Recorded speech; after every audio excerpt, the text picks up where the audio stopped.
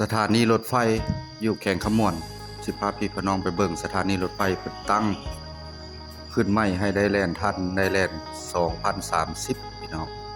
ก็คืออยู่บ้านโพธิธาหรือว่าแกงย่างเนาะไปเบิ่งนำกันว่าอันนี้ก็แม่นลานสถานีเนาะที่ว่ากำลังเริ่มก่อสร้างทำการก่อสร้างเนาะอันนี้จะเป็น3แยกในระหว่าง4แยกไฟแดงหรือ3แยกบนประธานที่ว่ารูปปั้นของท่านไกรสอนพรหมวิหารอยู่ในแขวงขมวนในจุดนี้ก็คือสิเริ่มเข้าไปเนาะทางพุ้นไปเบิ่งนำกันว่าสิเป็นได้ใดอันนี้จะเป็น3แยก ระหว่างแยกระหว่างทางสายใต้และเวียงจันทน์ท่าแขกหรือว่าไปบัวลพามื้อนี้ก็เป็นวันศีลเพิ่นก็ขายดอกไม้ดอกหยังวันศีลใหญ่มื้อนี้เนาะพี่น้องอันนี้ก็ทางซื้อต้นทางที่ว่าบางคน FC บางท่านสิบ่เข้าใจเนาะว่าสถานีรถไฟอยู่ไสเนาะตั้งอยู่ไสแต่ว่า2030เนี่ยเพิ่นอาจจะได้ให้ใช้เนาะหรือว่าแล่นมื้อนี้พาพี่พี่น้องเปลี่ยนบรรยากาศไปเบิ่งระหว่างสถานีโซนนี้จะแม่นค่อยประซักหรือว่าประซักแต่ว่าเพิ่นสิเฮ็ดทางด่วนลัดทางบ้านท่าแคเข้าไปทางถ้ำประเสื่อมเนาะแต่ว่าแผนการของเพิ่นน่ะมีมาแล้วพี่น้องอันนี้ว่าถ่ายแต่ละจุดให้เบิ่งเนาะหนทางเส้นสายทางเลขที่13สายใต้นครหลวงเวียงจันทน์ภาพมาฮอดโพนสีท่าทางลงโพนสีท่าก็คือ3แยกเนาะเหนือปั๊มน้ำมัน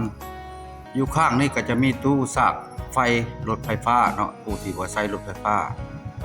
อันนี้ก็เริ่มสิลงไปทางป้อยโพนสีท่าหรือว่าแกงย่างก็เป็นเส้นเดียวกันกับปูยางแล้วลงไปเรื่อยๆสิพาพี่พี่น้องลงไปเบิ่งเนาะเส้นทางนี่ก็เพิ่นกับปูยางใหม่ๆมันมาดเนาะมานี่ก็แม่นบ่อนตู้สถานีซากรถไฟฟ้าเนาะลงค่อยไปเรื่อยๆอาจจะเห็นสถานีตัวนี้ก็แม่นเดินโพนสิท่าเลยเนาะบ่เพิ่นสิเฮ็ดลานสถานีรถไฟหั่นล่ะเนาะปีนี้ล่ะแม่นเพิ่นสิหยุดซะก่อนเนาะแต่ว่าฝนบ่ตกแล้วแม่นได้เฮ็ดต่อจะพาพี่ภาษาตัวนี้ก็เป็นลานบ่อนเดินสถานีฮั่นรถไฟมานี่ต้องได้จอดจุดนี้ในแขวงขมวนเฮาแต่ว่ายังเริ่มทำการก่อสร้างเนาะจะได้ตัดขึ้นไปทางนาญาหวายแล้วก็พาพี่ภาษาน้อยนึงทางข้างแกงย่างอันนี้บริเวณในเดินตัวเดินเลยเนาะบางพวกท่านบาง FC บางท่านก็ยังบ่เห็นนะเริ่มเพิ่นเฮ็ดใหม่แขวงขมวนก็เป็นจุดหนึ่งที่ว่ามีการพัฒนาหลายเนาะมีทางด่วนแล้วก็มีลานสถานีรถไฟมาจากนครหลวงเวียงจันทน์หรือว่ามาจากประเทศเพื่อนบ้านเฮาก็คือประเทศไทยก็ได้ผ่านสายนี้ก็มาจุดนี้เนาะแต่ว่าจุดอื่นถ้าว่ายังมีสิเฮ็ดต่อแล้วเว้าแปลงยังสิได้ไปถ่ายเนาะตรงนี้ก็เป็นทางลงต้นทางไปโพนสิท่าหันเนาะเก็บภาพถ่ายในบรรยากาศตอนเช้าหรือว่า 5 โมงปลายจักหน่อยเนาะเพราะว่ากำลังเพิ่นหยุดเวียกฝนตกหลายแขวงขมวนเฮาก็ได้มาถ่ายให้เบิ่งอันนี้แม่นทางปราซักร้านขนมปานเนาะทางร้านขายขนมปานแต่ว่าพวกท่านก็สิเคยเห็นหน้าได้มาเนาะก็ได้ซื้อขนมปานไปตอนอันนี้ก็แม่นทางอนุไซของท่านไกรสอนพรหมวิหารที่ว่ารูปปั้นแล้วเป็น4แยกในตัวเมืองจะมีทีวีบากใหญ่มาเห็นอยู่เป็นทาง3แยกเข้าไปเนาะในตัวเมืองท่าแขกแขวงขมวนพี่น้องเนาะแขวงขมวนนี่ความจริงแล้วจุดแหล่งท่องเที่ยวนั่นก็เป็นบ่อนหนึ่งที่ว่าเป็นให้แขกต่างดาวชาวต่างเมืองเป็นดูดคนท่องเที่ยวโซนนี้จะเป็นทางด่วนเนาะทางด่วนตัดออกไปทางปราซักที่ว่าบ่อนลัดออกมาจากด่านภาษีก็แม่นเพิ่นสิเอาดินมาถมแล้วก็เฮ็ดทางด่วนแล้วก็สายลัดออกไปทางบ้านท่าแคหรือว่าถ้ำประเสื่อมนั่นเองเนาะเป็นทางลัดอันนี้ต้นทางเข้าไปทางนครหลวงเวียงจันทน์เนาะขึ้นไปสายทางเลขที่13คือว่าสายใต้กับปูยางมาหลายปีแล้วพี่น้องระหว่างตอนเช้ามาเก็บภาพบรรยากาศลงค่อยไปเรื่อยๆลงค่อยไปบ่อนสถานีรถไฟเนาะแขวงขมวนนี่ประมาณ2030นี่อาจสิได้ใช้เนาะรถไฟใช้เวลาไปนครหลวงเวียงจันทน์อยู่รถเมล์ธรรมดานี่แหละใช้เวลา6 ชั่วโมงถึง8 ชั่วโมงแต่ว่าถ้าว่ามีรถไฟนี่อาจสิ ประมาณ2ชั่วโมงอาจสิฮอดเนาะไปแล้วก็ลงจัดเนาะแต่ว่าเรื่องราคานี่ยังบ่ฮู้แน่ชัดเนาะเรื่องปีนะถ้ารถไฟลาวจีนทางบ่ติดนี่อาจว่าฮู้ที่ว่าราคา 500,000 กีบบ่ทันฮอดเงินไทยกับบ่ทันฮอด 1,000 บาทเนาะประมาณอันนี้ก็คือรางรถไฟเนาะเดินสถานีบ่อนจอดจุดใหญ่ของในเดินของโพธิท่าเลยแหละในจุดนี้เนาะลงมาบ่ไกลจากสายทางเลขที่13ลงมาประมาณ150 เมตรก็ถึงเลยเนาะเข้ามาก็เป็นโพธิท่าแกงยางเข้าไปพุ่นก็แม่นเข้าไปเส้นแกงยางเพิ่นก็ปูยาง2024-25ขาแล้วเดินไปทางหน้านี่ก็แม่นเป็นน้ำโดนความจริงแล้วถ้าว่ามีทางลัดทางด่วนแล้วก็บ่ไกลไปจากถ้ำปะเสื่อม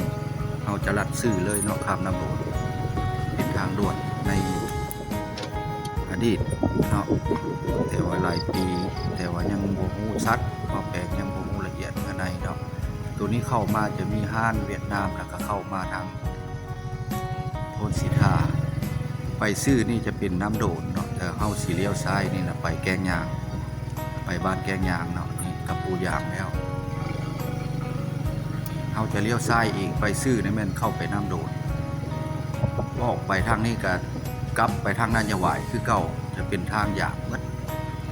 ระหว่างแยกออกจากสายทางของสายทางเลขที่13เนาะอันนี้เป็นทางซอยหมู่บ้านแต่ก่อนจะเป็นทางงัวทางควายเดี๋ยวนี้ก็เฮือนคนก็หลายขึ้นพี่น้องนี่ก็คือไว้ซื้อเลยกายมานี่ก็มีขายอาหารพุทธิท่าเพิ่นเนาะตัวนี้ถ่ายมาจากภาพบรรยากาศตอนเช้าเอาไปมา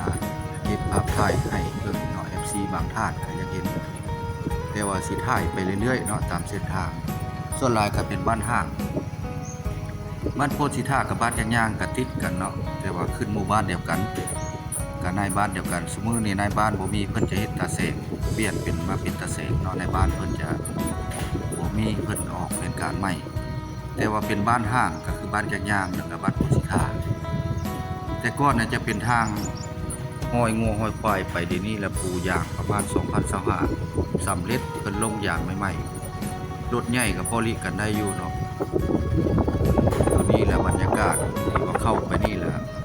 ก็สิข้ามขัวไปภาคน้ำดูพุทธต่อไปอาจสิมีเนาะเพิ่นว่าสิได้มีเฮ็ดแหล่งท่องเที่ยวอีกบ่นึงในโพนสิท่าหรือว่าแกงยางนี่แต่ว่าเพิ่นมีแผนการใหม่ประมาณ2030-31นี่อาจสิมีหรือว่าเทื่อก็สิบ่ฮอดท่านผู้ชมตอนนี้เรามาเก็บภาพบรรยากาศตอนเช้าบรรยากาศตอนเช้านี่รถก็บ่หลายแน่นอนเพราะว่าบางคนก็บ่ทันได้ลุกผ่านคาต่างๆตอนนี้ละ5:27 นาทีระหว่างตอนเช้าวันนี้ก็เป็นวันศิลป์แล้วก็เป็นวันอาทิตย์เราได้ถ่ายเก็บภาพบรรยากาศอันนี้ละใจกลางคลองบ้านแกงยางไปซื้อนี่ก็แม่นข้ามน้ำโดดเราเลี้ยวขวานี่บ่าวแพงจะเลี้ยวขวาเข้าไปในตัวบ้านงัวกำลังออกเริ่มปล่อยเนาะบางห้านก็บ่ทันลุกสินค้าก็ทุกบ้านจะมีห้านเวียดมาตั้งสินค้าแต่ว่าห้านคนลาวนี่น้อยขึ้นอยู่นี่ก็จะมีห้านเวียดห้านหนึ่งครับ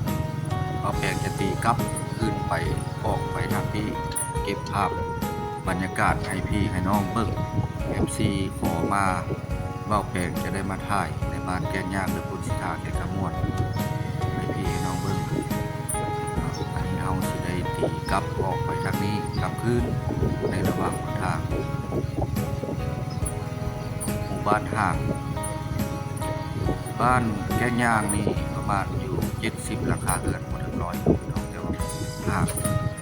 แต่ก่อนแล้วมันเป็นบ้านที่ว่าห่างไกลซอกลีกก็เป็นบ้านชนบท